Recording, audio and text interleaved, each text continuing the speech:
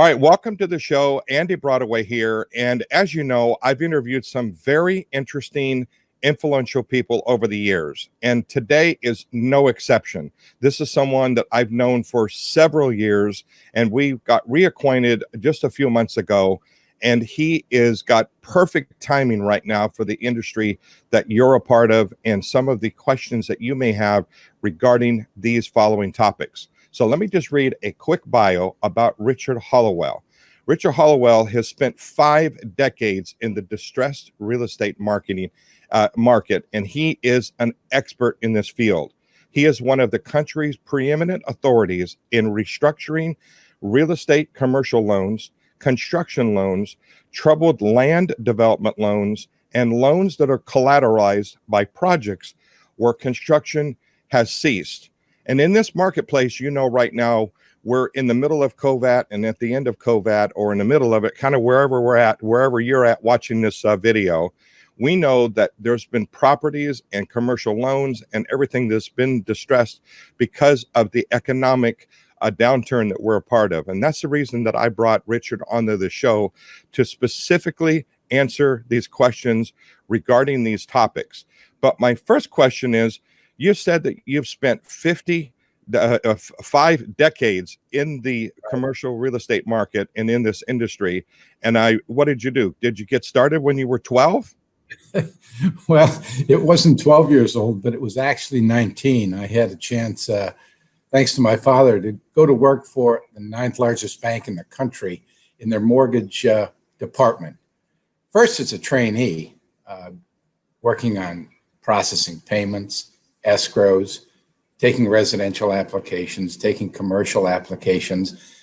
But then there was a day in 1972 where, for some reason, the executive VP said, "Richard, you're now working for me, and you're now a loan workout guy." Now, at that young age, with going to college at night, I couldn't even spell workout.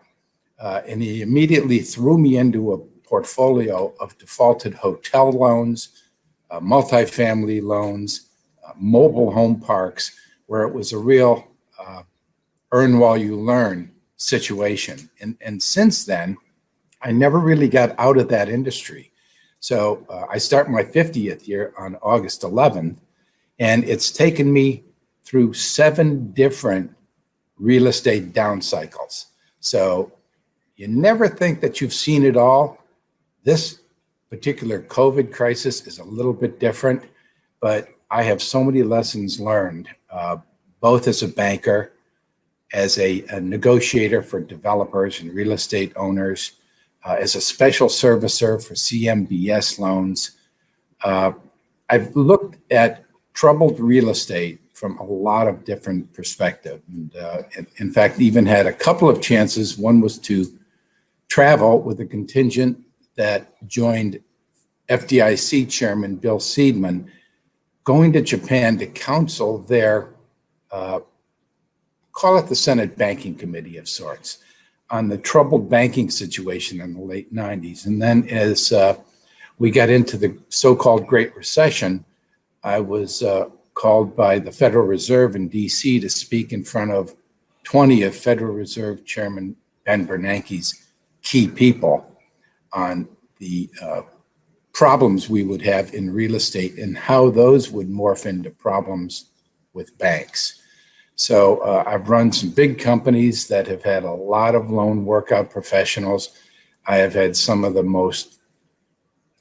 the smartest colleagues anywhere in this industry, and I'm pleased to have assembled several of them for my team now.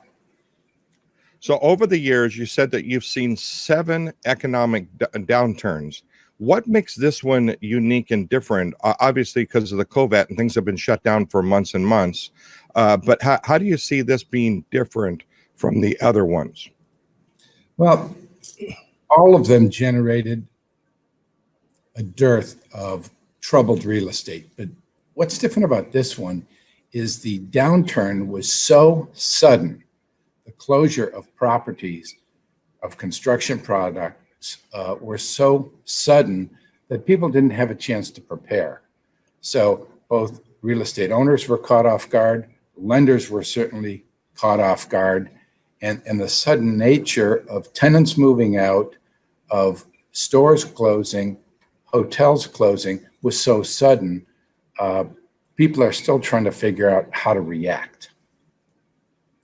Yeah, that makes a lot of sense. And you're right. This was all of a sudden, like, and I'm sure in the other 7 downturns, there was months, if not years, kind of, the wave going down. And this was just like, boom, down. And then, like you said, people are not prepared.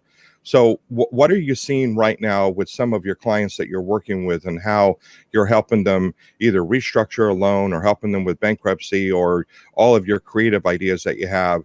How do you see you benefiting them?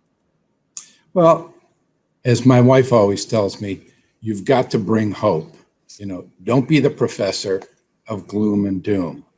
How I can help is I have sat in their lender's chair for many, many years when I was running a large national company servicing 1,500 troubled real estate loans for the RTC and FDIC.